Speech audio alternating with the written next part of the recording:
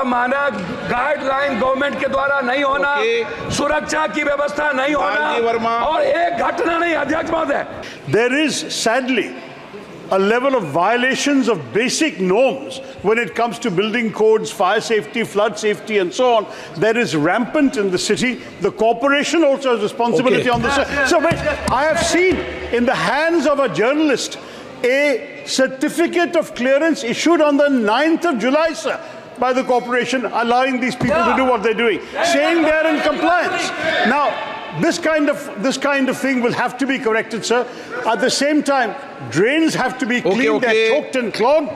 Sir, let me just finish. The most important issue, and I say this on behalf of the family also, is to prevent such future tragedies.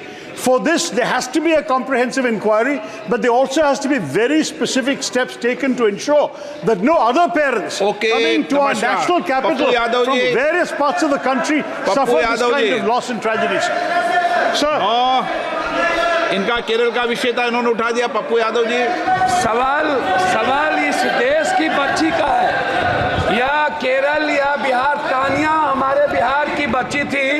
हम अपनी बहन को बता देना चाहते हैं, middle class की एक बच्ची तानिया जिनकी मौत कल हुई है। अगर इसमें दो है, मैं ना बीजेपी और आम आदमी पार्टी की आलोचना में पूरे देश के बच्ची जो 60% बिहार के एसएससी यूपीएससी करने आते हैं या बाहर कोटा, लगातार हमारे कोचिंग, अध्यक्ष महोदय, लगातार कोचिंग का मानक गाइडलाइन गवर्नमेंट के द्वारा नहीं होना, सुरक्षा की व्यवस्था नहीं होना और एक घटना नहीं। अध्यक्ष महोदय, एक मिनट, एक बार घटना नहीं घटी है।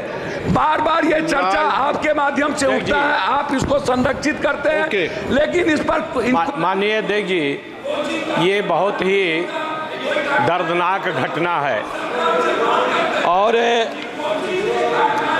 इस घटना में जिस तरह से पानी उसमें गया, बच्चे निकलने का प्रयास कर रहे हैं। आपने भी देखा होगा वीडियो। आप तो विषय क्या है बता दो आप।